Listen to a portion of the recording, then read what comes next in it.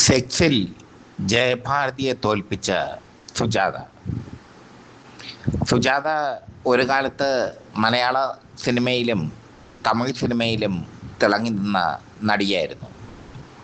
സുജാത ശ്രീലങ്കയിലാണ് ജനിച്ചത്. ചെന്നൈയിലേക്ക് സുജാതയുടെ കുടുംബം കുടിയേറി. തമിഴ് സിനിമകളിൽ മുഖം കാണിച്ച സുജാത ആദ്യ കാലഘട്ടത്തിൽ ഒരുപാട് അഡ്ജസ്റ്റ്മെൻറ്റിന് വിധേയയായി. സുജാത ഒരുപാട് അഡ്ജസ്റ്റ്മെൻറ്റിന് വിധേയയായ ഒരു സിനിമയുണ്ട്. ആ സിനിമയുടെ പേര് പുനർജന്മം. മലയാളത്തിലെ ആദ്യത്തെ സൈക്കോളജി ഇറോട്ടിക് ത്രില്ലർ എന്ന വിഭാഗത്തിൽ ഇറങ്ങിയ ചിത്രമാണ് പുനർജന്മം. ഇന്ത്യയിലെ തന്നെ ആദ്യത്തെ സൈക്കോളജി ഇറോട്ടിക് ത്രില്ലറായിരുന്നു പുനർജന്മം എന്നാണ് പിന്നീട് ഞാൻ അന്വേഷിച്ചപ്പോൾ അറിയാൻ കഴിഞ്ഞത്.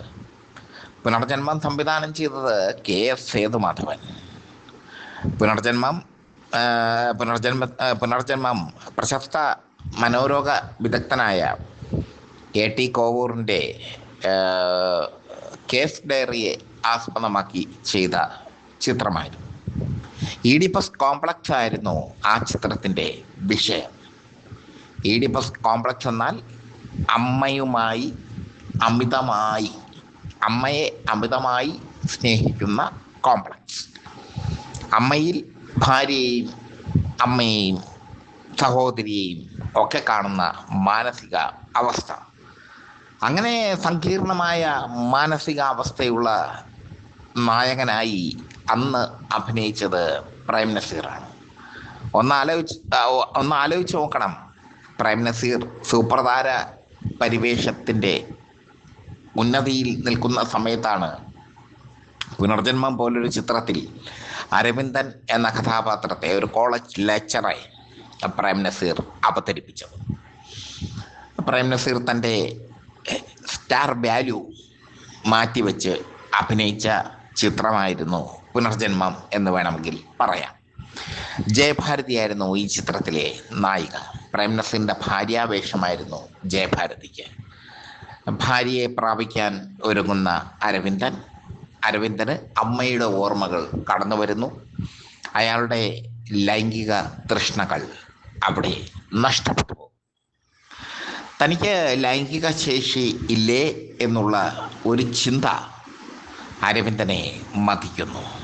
ആ അരവിന്ദൻ തന്നിലെ ലൈംഗിക ശേഷി പരിശോധിക്കാൻ തൻ്റെ വീട്ടിലെ വേലക്കാരിയെ പ്രാപിക്കുന്നു. വേലക്കാരിയുടെ വേഷമായിരുന്നു സുജാതയ്ക്ക്. വേലക്കാരിയെ പ്രാപിക്കുന്ന രംഗം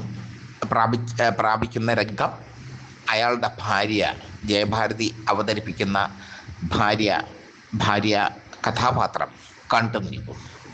അവിടെ അവരുടെ ദാമ്പത്യം തകരുന്നു. പിന്നീട് മനഃശാസ്ത്രജ്ഞൻ ഇടപെട്ട് അവരുടെ ദാമ്പത്യം ഒത്തുതീർപ്പിൽ എത്തിക്കുന്നു. മനഃശാസ്ത്രജ്ഞനായി അഭിനയിച്ചത് AT കോവൂർ തന്നെയാണ്.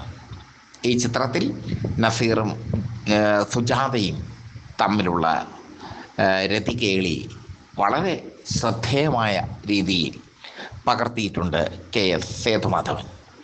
ഈ ചിത്രത്തിലെ ഒരു രംഗത്തിൽ നസീറിന് മുമ്പിൽ ക്ലൈമാക്സ് രംഗത്തിൽ അർദ്ധനഗ്നയായി ജയഭാരതി പ്രത്യക്ഷപ്പെടുന്നുണ്ട്.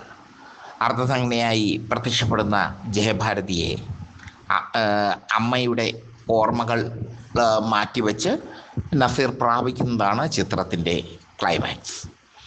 വളരെ സെക്സും മനഃശാസ്ത്രവും കൂട്ടിയിണക്കപ്പെട്ട ഒരു പ്രമേയമായിരുന്നു അത്. എന്തായാലും സുജാത ഈ ചിത്രത്തിൽ ശ്രദ്ധേയായി മാറി. നഗ്നതാ പ്രദർശനത്തിലൂടെ അല്ലെങ്കിൽ കിടപ്പറ രംഗത്തിലൂടെ സുജാത ജയഭാരതിയെ ഈ സിനിമയിലൂടെ കടത്തിവെട്ടി എന്ന് വേണമെങ്കിൽ പറയാം. പുനർജന്മം സുജാതയെ സംബന്ധിച്ചിടത്തോളം വലിയ ബ്രേക്ക് ആയിരുന്നു. പിന്നീട് സുജാത തമിഴിലെത്തി. ശിവാജി ഗണേശൻ്റെയും കമൽഹാസൻ്റെയും രജനീകാന്തിൻ്റെയും ഒക്കെ നായികയായി അവർ മാറി, അവർ അന്തരിച്ചു.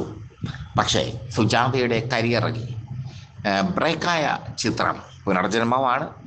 തമിഴന്മാർ സുജാതയെ തമിഴ്നാട്ടിലേക്ക് ക്ഷണിച്ചത് പുനർജന്മം കണ്ടിട്ടാണ്.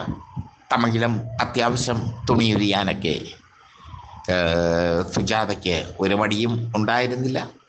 സുജാത പുനർജന്മത്തിലൂടെ സെക്സ് ബോംബായി മാറി എന്ന് വേണമെങ്കിൽ പറയാം.